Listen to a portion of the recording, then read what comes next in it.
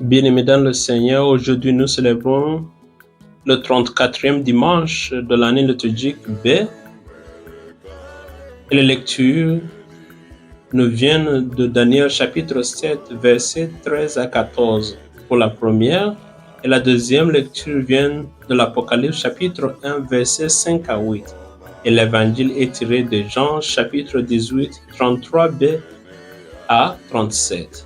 Et le thème de notre méditation aujourd'hui, c'est être roi à la manière de Jésus. À chaque fois que nous célébrons la solennité de Christ roi, une question nous vient souvent en esprit. Alors que la base même de la foi chrétienne, la vie chrétienne, consiste à adorer le Dieu Trinité dont Jésus est la deuxième personne. L'Église choisit ce jour, un dimanche particulier, et nous demande de fêter officiellement Jésus-Christ comme Dieu et roi de l'univers. En fait, si nous regardons très bien, la pratique de fêter explicitement ce qui est implicitement vécu est fréquente dans la vie de l'Église. En voici quelques exemples. Solennité du Saint-Sacrement, dimanche de la parole de Dieu, etc. C'est l'une des pédagogies de l'Église pour nous inviter à prendre davantage conscience et à méditer plus profondément ces mystères de notre foi. Oui, aujourd'hui, c'est la solennité du Christ roi. Et les lectures d'aujourd'hui se penchent sur un roi divin, sur la forme humaine. Dans la première lecture, Daniel a eu vision de la liturgie céleste où se déroulait le couronnement d'un roi éternel sous l'apparence d'un fils d'homme. La deuxième lecture présente Jésus comme ce roi éternel, l'alpha et l'oméga. C'est lui qui nous a sauvés par son sang et qui viendra sur les nuées des cieux. À plusieurs passages dans les évangiles, Jésus s'adresse comme le Fils de l'homme. Aujourd'hui, quelques heures vers sa mort, et à la suite de la question de Pilate, Jésus affirme sa royauté, mais qui n'est pas de ce monde. Autrement dit, c'est lui qu'on connaissait comme un simple fils d'homme et aussi un roi. Donc le contexte nous permet de comprendre que Jésus est ce roi fils d'homme que Daniel a vu dans sa vision, comme nous l'avons lu dans la première lecture. Jésus-Christ est roi de l'univers. Et dans l'évangile, Jésus affirme clairement, c'est pour cela que je suis venu. Bien-aimés dans le Seigneur, en fêtant Jésus-Christ roi, soulignant que la royauté est une catégorie humaine, et c'est là que se trouve le danger, c'est-à-dire comprendre la royauté de Jésus avec des attributs de la royauté terrestre, tels que nous les connaissons, des rois de la terre, nos chefs, et ainsi de suite, les personnes en autorité.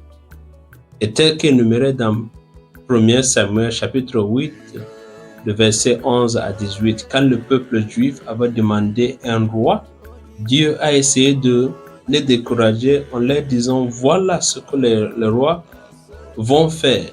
Et tout ce que Dieu avait énuméré était vraiment négatif. Mais le peuple avait insisté. Aujourd'hui, nous voyons ces réalités. Les rois de la terre qui se comportent autrement. La royauté de Jésus-Christ est caractérisée de l'amour, l'humilité, le service et la justice. C'est-à-dire que Jésus est venu pour corriger tous ces abus de royauté sur la terre.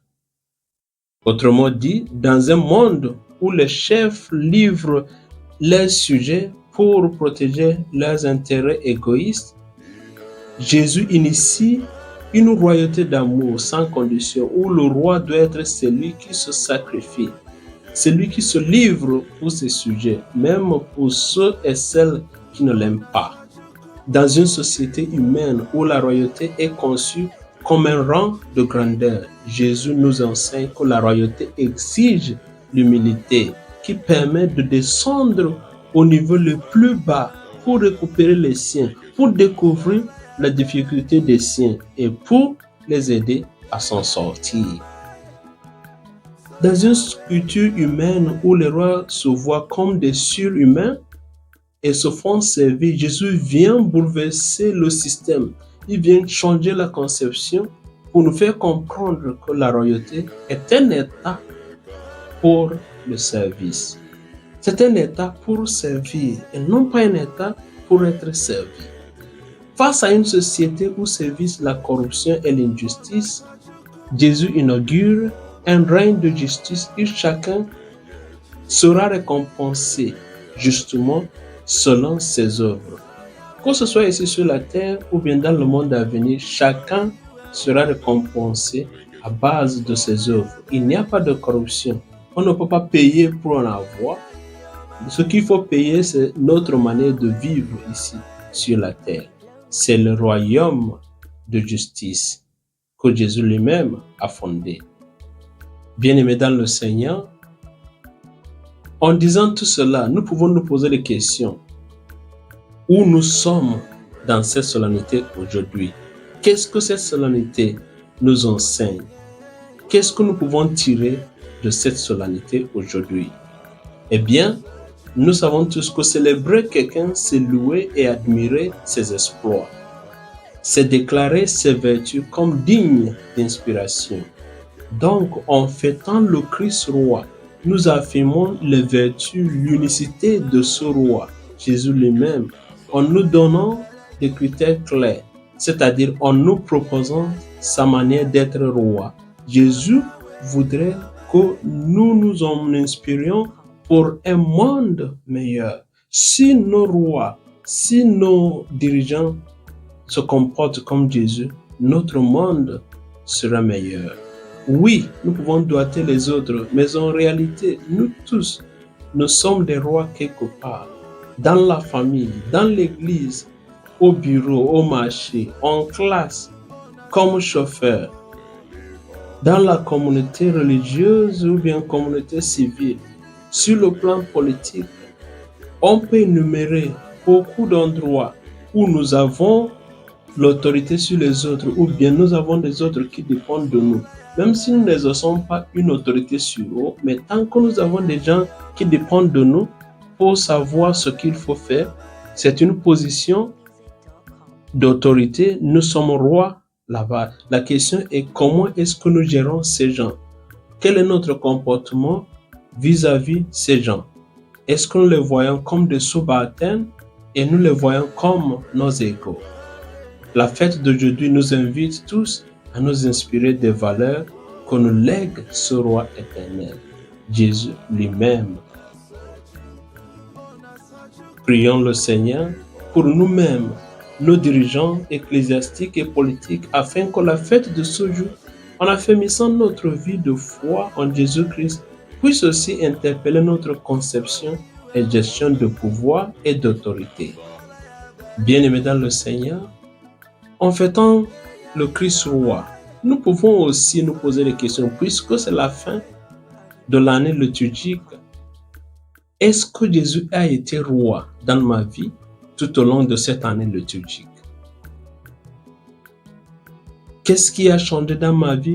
Est-ce que j'ai pu adorer Jésus? Il ne suffit pas de chanter, il ne suffit pas de sauter avec des danses et ainsi de suite. Mais c'est question de se poser des questions sincèrement. Qu'est-ce que j'ai réussi spirituellement tout au long de cette année liturgique? Que chacun de nous se pose des questions et se donne une réponse très claire. Est-ce que Jésus est roi dans ma vie tout au long de cette année liturgique? Est-ce que je me suis rapproché davantage de Jésus ou bien est-ce que je me suis éloigné?